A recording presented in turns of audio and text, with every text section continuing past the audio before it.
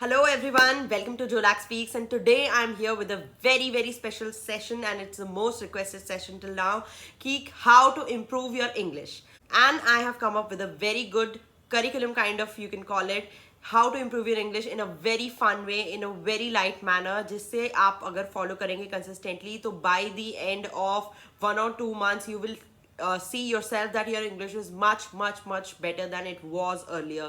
So today we are going to learn about a very fun way to improve your English, and it worked for me and it is going to work for you for sure. So let's start. So number one, सबसे important और सबसे boring चीज़ जो हम सबको पसंद नहीं है, to read.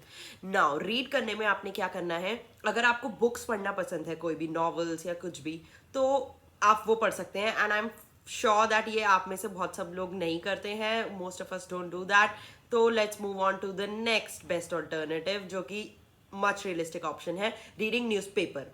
Newspaper आपको पढ़ना ही है, बिकॉज न्यूज़पेपर से ना सिर्फ आपकी इंग्लिश बेटर होने वाली है, आपकी जनरल अवेयरनेस बेटर होने वाली है. बिना कुछ ज़्यादा मेहनत किए you will be adapt with what is going on. हमारे आसपास क्या चल रहा है आपको पता होगा, आपको नई वोकैबुलरी पता चलेगी, आपका दिमाग खुलेगा, बहुत कुछ फायदे होने वाले हैं.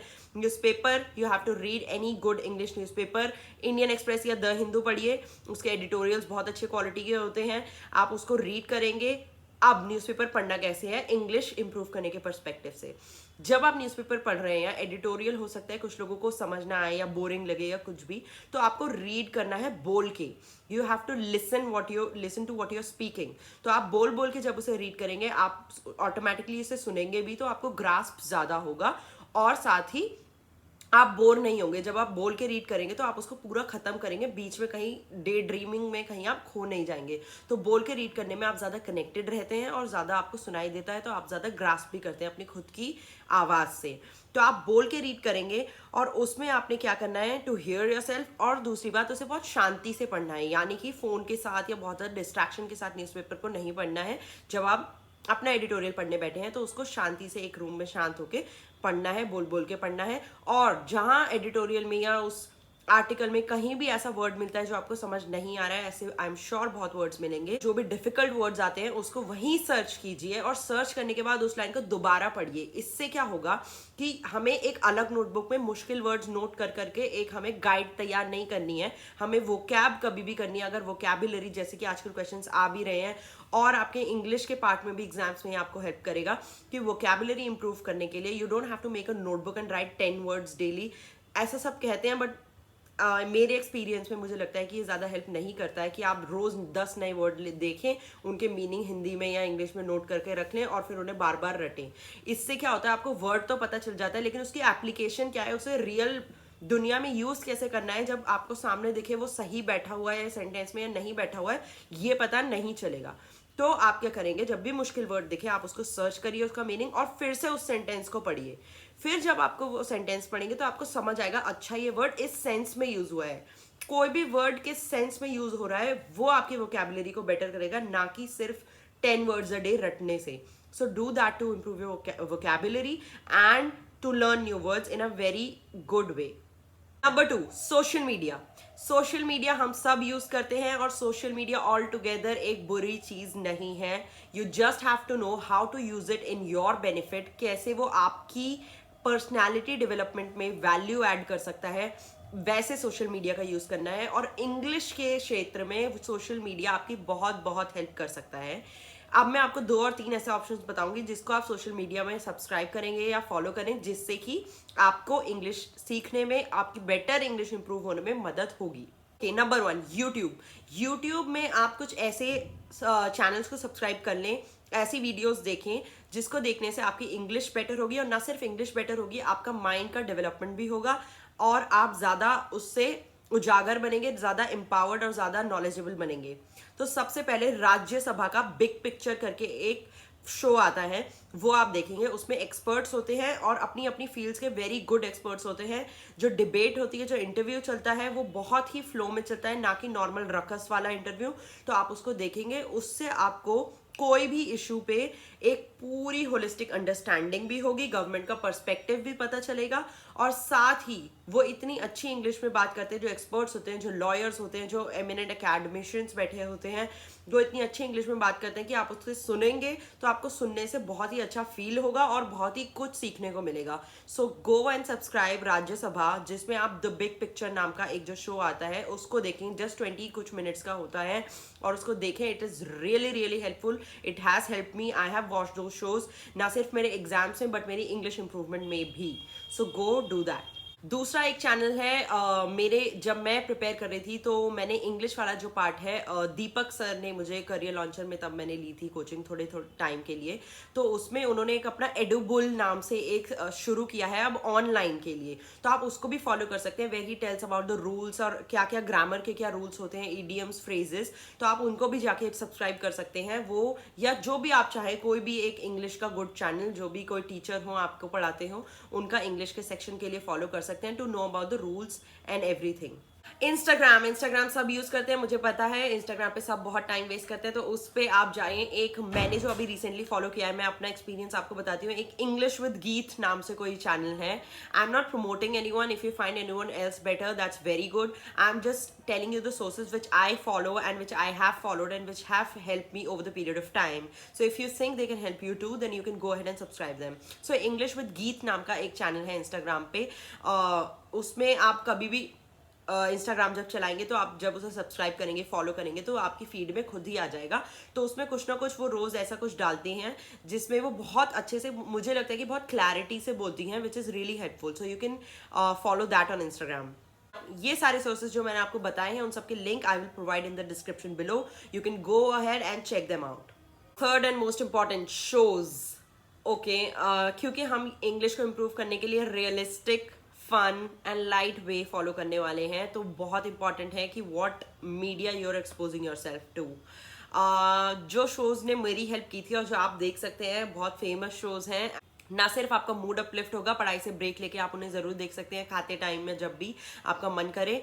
एक है friends. Yeah, we all know about this famous TV show, which is fun to watch and a very cool way to enhance your English in a very light, fun-hearted way. And number two, Modern Family. A very cool show with very sweet messages about family, love, and friendship. It's a very light way to learn English. ये दोनों ही shows बहुत ही light hearted हैं, बहुत ही fun हैं, और इनको देख के आपकी इंग्लिश भी साथ साथ इंप्रूव हो जाएगी. ना सिर्फ आपको एक अच्छा ब्रेक मिलेगा, बट आप अपलिफ्ट भी हो जाएंगे इससे. और इसमें क्या करना है, जैसे सबटाइटल्स के साथ अगर आप देख रहे हैं, सबटाइटल्स के, मुझे लगता है कि जब हम सबटाइटल्स से देखते हैं तो हमारी इंग्लिश रीडिंग भी फास्ट हो जाती है, हम जल्दी जल्दी उसे रीड करते हैं. मुझे पता है it can sound nonsense, it is not a conventional way to learn English, कहीं शायद कोई कम ही लोग बोलें, but I think this is realistic and this works. And this has worked for me. If you wish to follow it, I think it can help because it has helped me.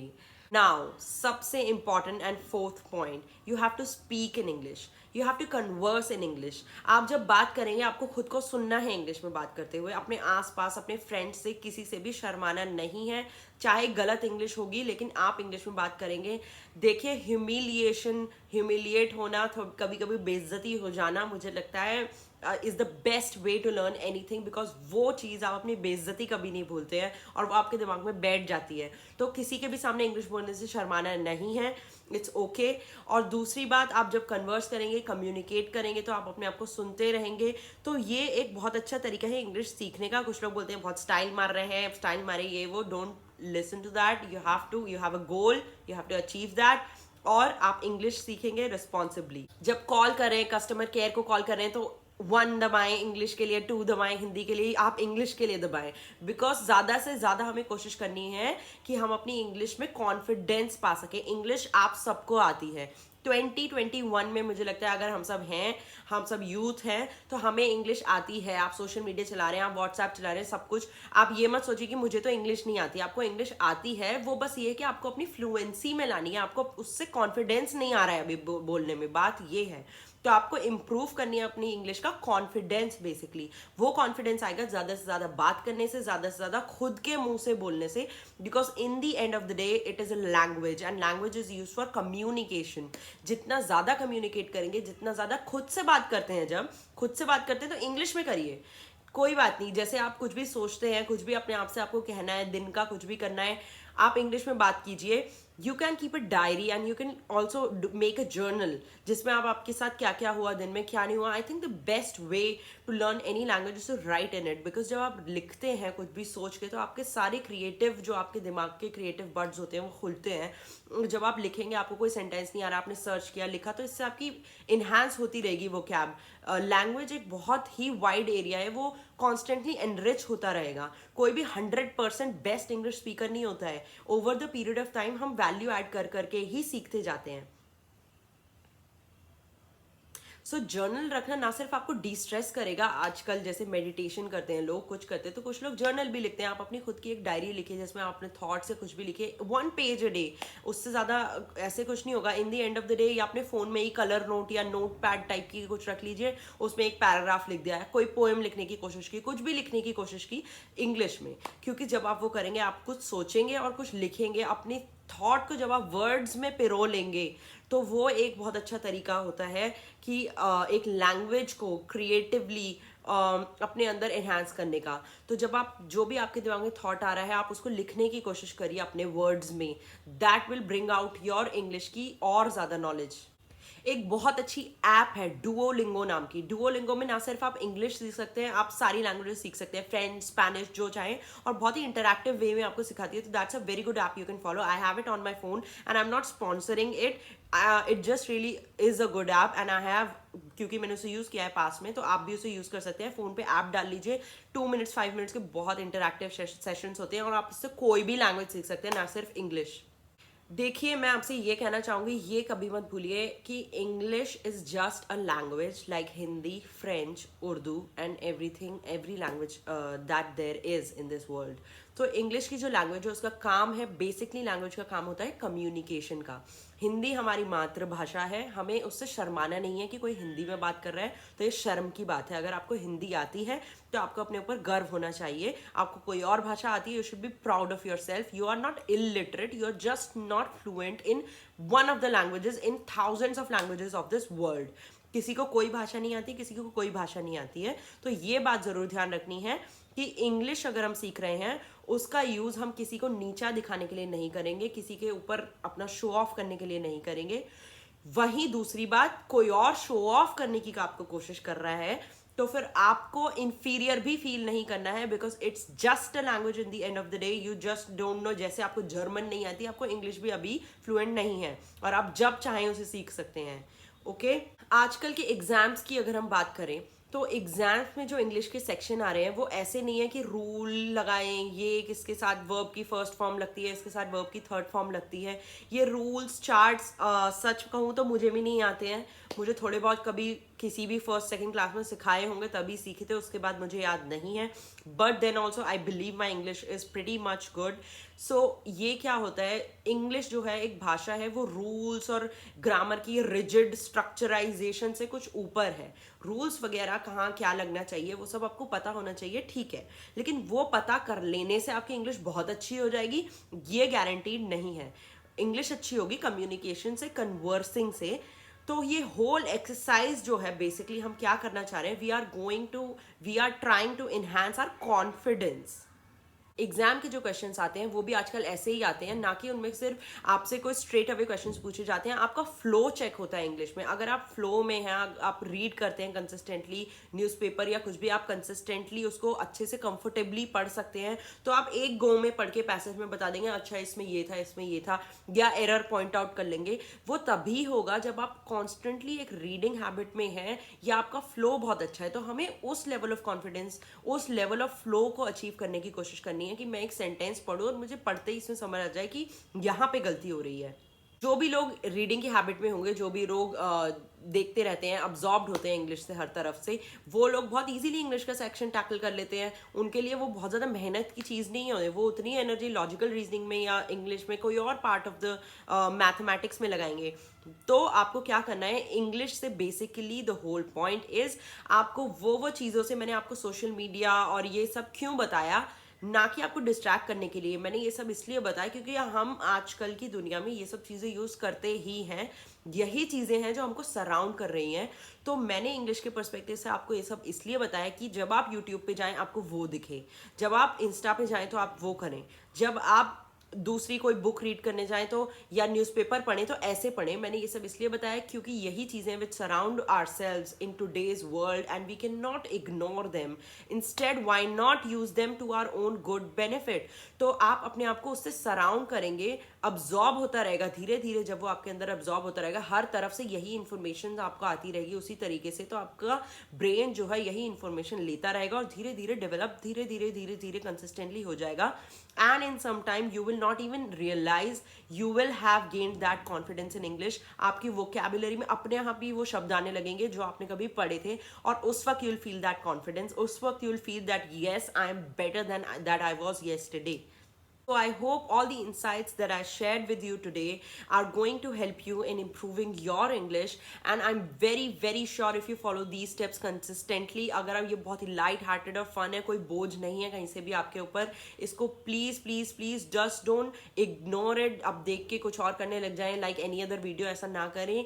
जो steps बताए हैं उनको consistently follow करने की कोशिश करें, so that you will not even realize आपकी English बेहतर होती चली जाएगी, और ये आपकी कॉन्फिडेंस में बहुत हेल्प करेगा। तो कॉन्फिडेंस में ही ना सिर्फ आपकी पर्सनालिटी आप बेटर करने में हेल्प करेगा। जब आप खुद को कॉन्फिडेंट फील करेंगे तो फिर आपकी पर्सनालिटी बेटर होगी, आप बेटर प्रोजेक्ट करेंगे अपने आप को, और ये आपकी लाइफ के ना सिर्फ एग्जाम्स के हर स्टेप में, प्री मेंस इंटरव्यू किसी भी चीज़ में, बट आपकी normal day to day functioning में भी आपको और बेटर फील करवाएगा। एंड isn't the whole point about feeling good about yourselves? ये हम किसी और के लिए नहीं कर रहे, हम खुद के लिए कर रहे हैं, to feel better the next day.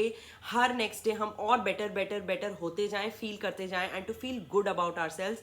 So love yourselves, अपने ऊपर इन्वेस्ट करें टाइम, अपने आप को बेटर फील कराने में इन्वेस्ट करें time, and all the best. I hope all of these steps will help you surely in improving your English, to help you feel better about yourselves, to help you feel more confident, and all the best. If you like this video, do like it, share it with your friends, and subscribe. Your appreciation is what matters the most, and I hope you all are being helped, and your appreciation is really motivating. So keep spreading love and positivity, say no to negativity, and all the best.